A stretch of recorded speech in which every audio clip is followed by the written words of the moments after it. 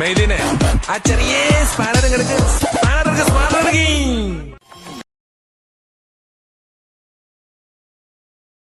അപ്പൊ അളിയൻ കാര്യമൊന്നും അറിഞ്ഞില്ലേ? ഇല്ല.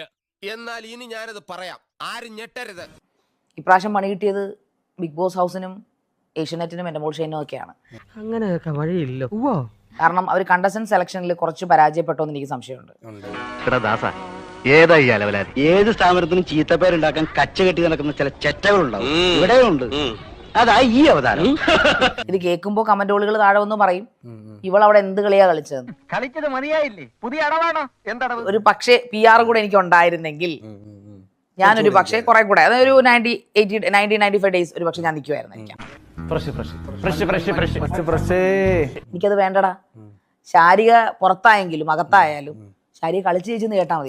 ചൂടാവല്ലേട്ടാ ഇങ്ങനെ ചൂടാവണല്ല എന്റെ ടോൺ ഇങ്ങനെയാടാ. യോഗ ഇല്ല അമ്മണിയെ പായായിട്ട് മടക്കിയാളി നല്ല പേരാ.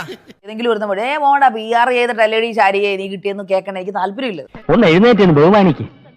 ഒരു കാര്യം മനസ്സിലാക്കണം, ഈ പെട്ടി ഓട്ടർഷ എത്ര പെയിന്റ് അടിച്ചാലും BMW ആവൂലട്ടാ.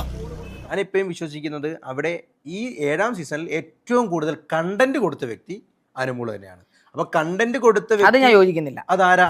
നിനക്ക് പിന്നെ അസുഖമില്ലാത്തോണ്ട് കുഴപ്പമില്ലട്ടാ. എന്നെ അവിടുത്തെ ഇന്നസെന്റ് എന്നാ വിളിക്കുന്നത് അവിടുത്തെ ടീം.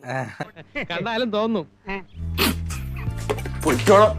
കാരണം ഇടക്കിടക്ക് ഇന്നസെന്റിനെ പോലൊക്കെ നിന്ന് ചിരിപ്പിച്ച് മറിപ്പിച്ച് അവർക്ക് എന്റർടൈൻമെന്റ് കൊടുത്ത ആളാണ്, സീക്രട്ട് എന്റർടൈനർ ആണെന്നാണ് അവർ പറയപ്പെടുന്നത്. കൈകൊണ്ട് ഇങ്ങനെ തള്ളി തള്ളി അതാണ് ഈ മാൻപവർ ബ്ലോക്ക്. ഇവനാളൊരു സകല എന്തുകൂടാ വല്ലഭൻ. അനുമോളോട് അസൂയ ഉണ്ടോന്ന്, അതായത് ഞാൻ അവിടെ നിന്ന് വളരെ ധൃതിയില് അനുമോളുടെ അസൂയ ഉണ്ടോന്ന് ചോദിച്ചാൽ അനുമോളുടെ അസൂയപ്പെടേണ്ട ആവശ്യം എനിക്ക് എന്താന്ന് ചോദിച്ചാൽ പോരെ? അത് എന്റെ ഇഷ്ടമല്ലേ, എന്റെ ഇഷ്ടത്തിനല്ലേ ഞാൻ മറുപടി പറയുന്നത്, എന്റെ ഇഷ്ടത്തിനാണ് മറുപടി പറയുന്നത്. കുറച്ചുകൂടെ മാന്യതയോടെ സംസാരിക്കണം. ഈ കുട്ടിക്ക് കാര്യമായ എന്തോ തകരാറുണ്ട്. She has some psychiatric problem. അല്പം കൂടെ തെളിച്ചു പറഞ്ഞാൽ ഭ്രാന്ത്. തലക്ക് സുഖമില്ലാണ്ടായ എന്താ ചെയ്യാ? അത് നിന്റെ ഭാഷ, എന്റെ ഭാഷ അങ്ങനല്ല. എന്റെ ഭാഷ പറയുമ്പോ ഞാൻ ചോദിക്കും നീ ഏതാ, എന്ത് ചോദിക്കും, മര്യാദ തീരെ വിദ്യാഭ്യാസം വിവരമൊന്നും ഇല്ലേ? വിഡ്ഢിത്തിരെ പറയുള്ളൂ തെണ്ടി. എന്റെ വേളാങ്കണ്ണി മാതാവേ, ഇവന് കുറച്ച് ബുദ്ധി ഉണ്ടായിരുന്നെങ്കിൽ മന്ദബുദ്ധി എന്നെങ്കിലും വിളിക്കായിരുന്നു. ഞാൻ റിയാലിറ്റി ബൈ ശാരിക ചെയ്യുന്ന വെച്ചിട്ട് എനിക്ക് അങ്ങോട്ട് പാവമായിട്ടിരുന്നു, അയ്യോ ഞാനൊരു ചാനലുണ്ടേ നിങ്ങളെല്ലാവരോടും എന്നോട് ഇങ്ങനെ മിണ്ടണേ, ഞാൻ ഇങ്ങനെ മിണ്ടത്തുള്ളൂ എന്ന് പറയത്തില്ല. ശാരികയുടെ ഐഡന്റിറ്റി ഇതാണ്. ശാരി ഇങ്ങനെ തന്നെ ചോദിക്കത്തുള്ളൂ. ഇത്ര അഹങ്കാരം പാടില്ലടാ, നീ തീർന്നടാ. നിനക്ക് അഹങ്കാരം വളരെ കൂടുതലാണ്.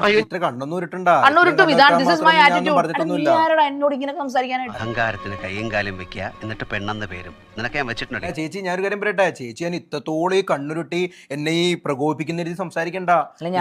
ഞാൻ പറയട്ടെ ചേച്ചി, ഒരു സ്ത്രീയെ പൊതുസ്ഥലത്ത് വെച്ച് തെറിവിളിക്കാൻ മാത്രമായോടാ നീ? ഇവളെന്താ ഒരുമാതിരി വാവെടുത്ത പശുവിനെ പോലെ? സെലിബ്രിറ്റി ആയെന്ന് പറഞ്ഞ ഞാൻ പഴയ ശാരിക തന്നെയാ. സെലിബ്രിറ്റി എന്ത് സെലിബ്രിറ്റി? എന്താ എന്റെ സെലിബ്രിറ്റി സ്റ്റാറ്റസ് അംഗീകരിക്കാൻ പറ്റും? ഞാനൊരു സെലിബ്രിറ്റിയാണ്, അത് ഓർമ്മ വേണം. തേങ്ങാ കൊലയാ. എലിവിഷം വേണ്ട, ഏൽക്കില്ല. നല്ല പന്നിപ്പടക്കം വാങ്ങിക്കുക, ഈ സാധനത്തിന്റെ വായിലിട്ട് പൊട്ടിക്കുക, കൊല്ലുക.